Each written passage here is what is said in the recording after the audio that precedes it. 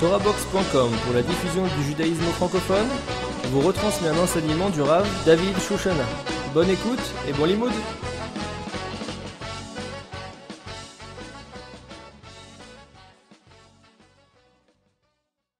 Alors, donc merci de l'opportunité qui m'est donnée encore une fois de m'adresser à vous et essayer de réfléchir ensemble sur un personnage ô combien énigmatique, puisqu'on en parle beaucoup mais on le connaît mal.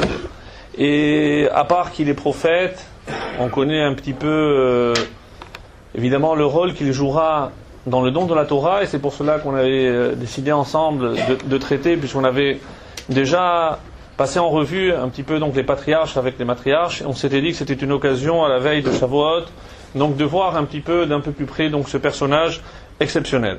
Alors pour ce faire donc je vous fais un petit peu l'introduction de ce qu'on va voir, puisqu'il est difficile lorsque on va essayer de se concentrer sur la vie, sur la personnalité d'un personnage comme Moshe Rabbeinu, essayer donc d'en extraire à partir de tous les enseignements qui nous sont proposés, ne serait-ce déjà que dans le Chumash, avec tous les midrashim, en essayant de ne pas répéter des midrashim qui forcément sont déjà connus, et essayer d'apporter peut-être un éclairage un peu plus nouveau ou novateur sur un personnage que l'on pense bien connaître.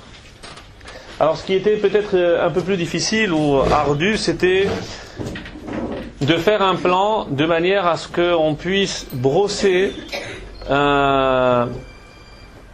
plus qu'un tableau, c'est vraiment les traits de caractère essentiels de Moshe Rabbeinu du début jusqu'à la fin.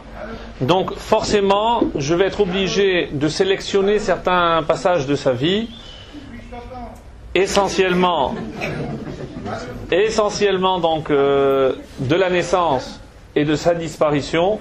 Je préfère dire disparition plutôt que sa mort, et on verra pourquoi. Donc par rapport à la naissance déjà, et on va sélectionner quelques passages que je considère comme étant les plus marquants de sa vie. Évidemment, on devra s'arrêter sur l'épisode du Séné Haboer, du buisson ardent, puisque c'est la première révélation de Dieu à Moshe Rabbeinu. Alors, puisqu'il faut commencer par le début, donc tout le monde sait que il existait en Égypte des décrets qui vouaient tous les mâles qui naissaient donc à être jetés dans le Nil, et Dieu a opéré un miracle avec la personne de Moshe Rabbeinu, à savoir qu'il est né à 6 mois. Et comme le Midrash nous le dira, cela a permis à sa maman, Yocheved, de le garder 3 mois avant de le mettre dans le Nil et confier son sort à Kadosh Baruch Hu. Une autre femme prendra le relais, on le sait très bien, c'est Myriam. Et une troisième femme qui va compter dans la vie de Moshe, c'est donc la fille de Pharaon, Bithia. Donc déjà 3 femmes. Avant même de commencer sa vie, il est entouré de 3 femmes qui vont le sauver. Il faut se rendre compte de cela. Donc on peut découper, comme font certains de nos commentateurs, la vie de Moshe Rabbeinu en 3 périodes. Donc la première jusqu'à 40 ans, la deuxième de 40 à 80, et après de 80 évidemment à 120, c'est les derniers 40 ans dans le désert. Alors, donc de zéro, de la naissance jusqu'à l'âge de 40 ans, il va être en Égypte. Il devra prendre la fuite, il restera à Midian, là où il connaîtra une 4e femme dans sa vie, cette fois-ci c'est Tzipora. Et on peut dire, puisqu'on a commencé donc par cette complémentarité de la féminité par rapport à Moshe, eh ben, la 3e phase de sa vie sera également en communion, il sera en communion avec la Shekhinah cette fois-ci.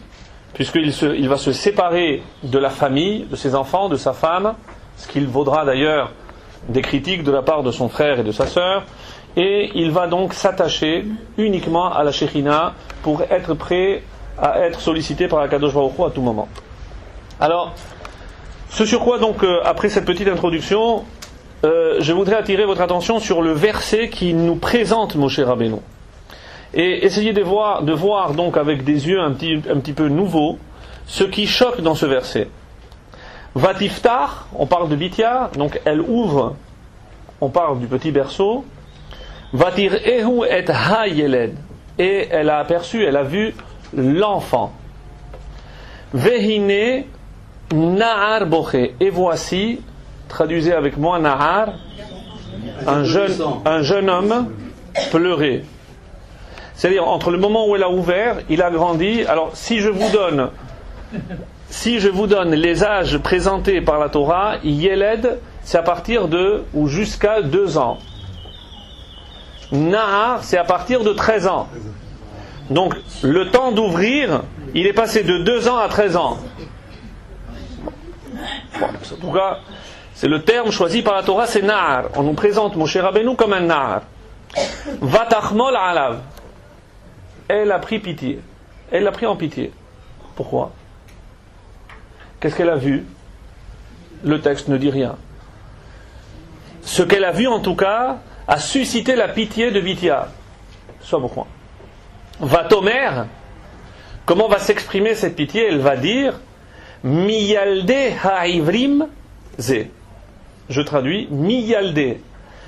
Parmi les enfants ha'ivrim des Hébreux, ze, celui-ci. C'est-à-dire ce garçon fait partie des garçons, des enfants des Hébreux.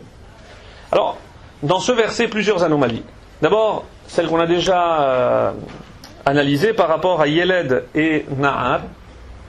Et ensuite, si je ne vous lis pas le texte, je présente le passage, elle ouvre, et qu'est-ce qu'elle doit dire? Qu'est-ce qu'elle aurait dû dire? C'est un enfant hébreu. Zé Yeled Ivri. C'est un enfant hébreu. Alors comment elle l'a su? Le texte ne le dit pas non plus. Mais pourquoi Miyalde Ivri? Comme si il provenait des enfants, parmi les enfants des Hébreux. C'est une drôle d'expression. Elle aurait tout simplement dû dire c'est un enfant hébreu. Oh. Alors, on va essayer de voir d'abord. Il faut évidemment effacer de votre mémoire tout ce qui aurait pu être véhiculé par des films, par autre chose. Mais on va laisser Cécile B2000 et Monsieur Heston de côté. Alors, évidemment, je vous incite à aller voir tous les midrashim. Je ne suis pas là pour vous raconter ou pour vous réciter des midrashim, ça vous pouvez le faire. Mais pour